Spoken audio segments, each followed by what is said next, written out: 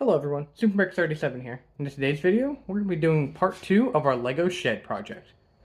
If you guys saw the last video, then you know that my wife and I recently moved to a new house, and it came with a 12 foot by 24 foot storage shed.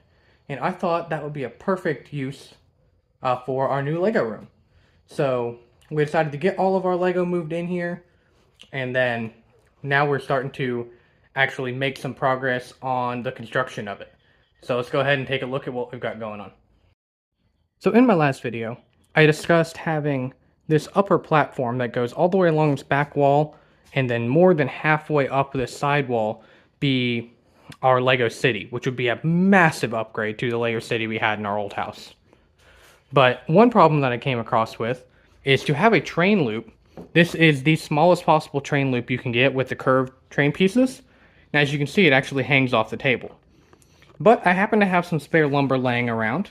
So what I decided to do was take one of these corner brackets, screw it into the wood here, and then take a 2x4 and set it up on the bracket going all the way down the Lego City on the table on this side and then across on that side as well. And as you can see, if I can get it positioned right, you can see that the train track actually now fits on the table on both ends. And obviously there will be base plates below this train track. You're not going to actually see the wood. So the color difference between the OBS boards and the 2x4s, it's not going to be that noticeable once we have base plates all the way across it. But yeah, for today, we're going to go ahead and get all these 2x4s ran all the way down the table. And then we're going to get all the boxes cleared off so that we can finish hooking up some of the electrical outlets. So right here is going to be an outlet, and then down there in that lower area is going to be another outlet that needs to be replaced.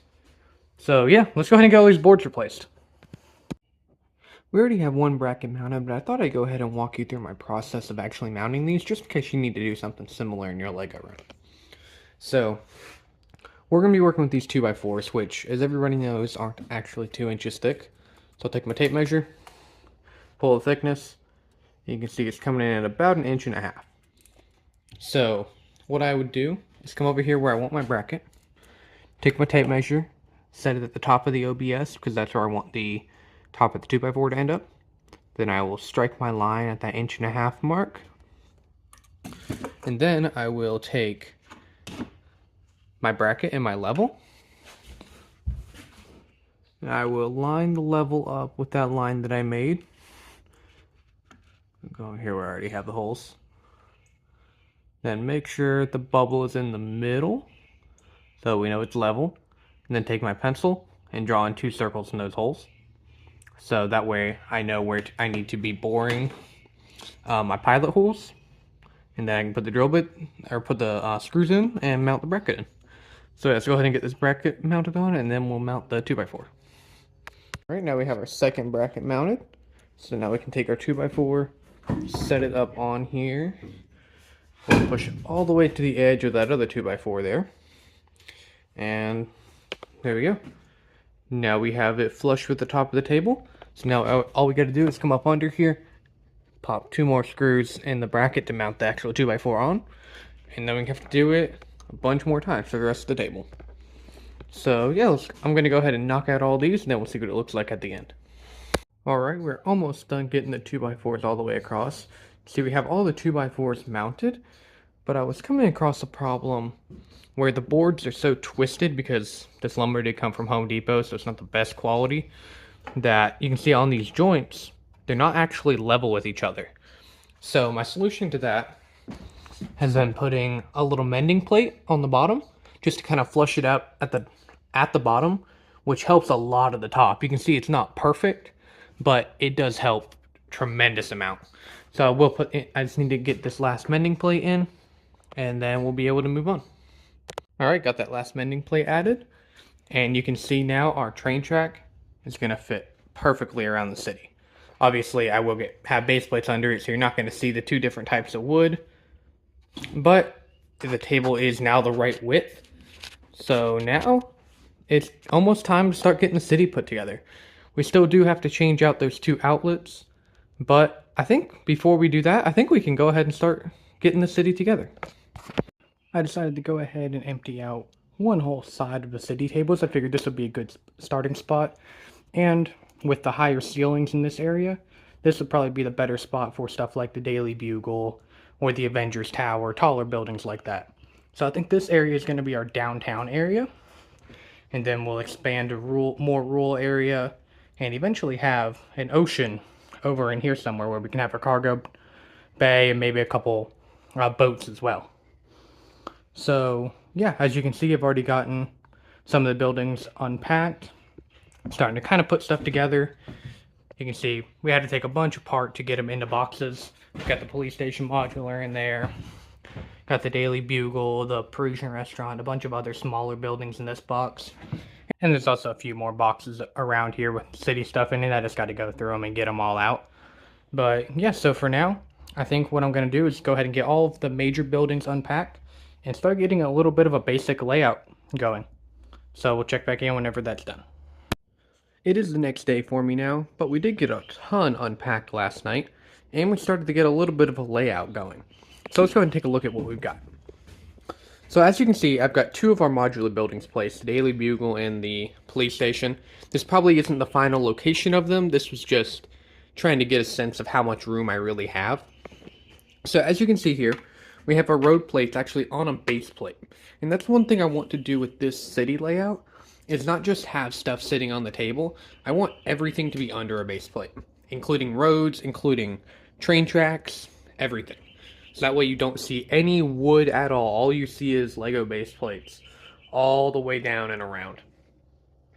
So with this setup, it allows me to have the road and then have 6 studs of sidewalk, and plus the sidewalks on all the modular buildings. The reason I decided on that is because I wanted to have a wider sidewalk, but I don't know if 6 studs is going to be too wide, or if I should bring it down to possibly an extra 4 studs. And then just extend this sidewalk to all my buildings, like the Avengers Tower doesn't have a sidewalk, or some of my like custom quarter modular buildings that I've had forever.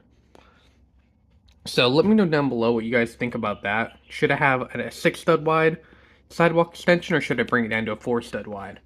Which would allow us to have more room over on this side of the road for maybe park areas or other stuff like that. And another big thing you can see is the train system. There is actually just enough room to have trains running back behind the modular buildings. The only downside is, if we push the Daily Bugle out of the way, you can see back in here, it's kind of hard to see because it's not very good lighting, but there's only a 13 stud base plate in between the back of the police station and that 2x4 stud right there. So I'm going to have to cut down base plates to run along the back side of all these buildings so that everything will actually line up correctly. And same thing up here. This is only a 12 stud base plate. So I'll have to cut down some base plates to run underneath the track on the front side. That's just one of the downsides of working with weird dimensions and tables that were already here. Ideally, I could have taken down all these tables and rebuilt them and scaled them to the size of base plates so that I could not have to worry about doing this extension on the front and not have to worry about cutting down base plates. I could just get half base plates with all the train tracks on it and it would be done. But to save myself a little time, I decided just to go ahead and go with these tables, and that's going to be one of the downsides of it. So yeah, I think that's going to be it for this video. Let me know down below in the comments what you think about this city layout, and let me know any improvements you might have.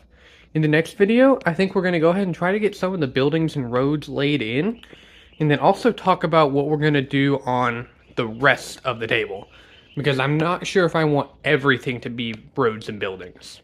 I think roads and buildings right now are probably going to stop right over in this corner somewhere, and then I know I want to have an ocean over on the end with some docks, and I'm thinking about bringing back the desert area as well, over possibly between the city and the ocean, or maybe I will push the city down and have the desert over here, the ocean over there, and then the city in the middle.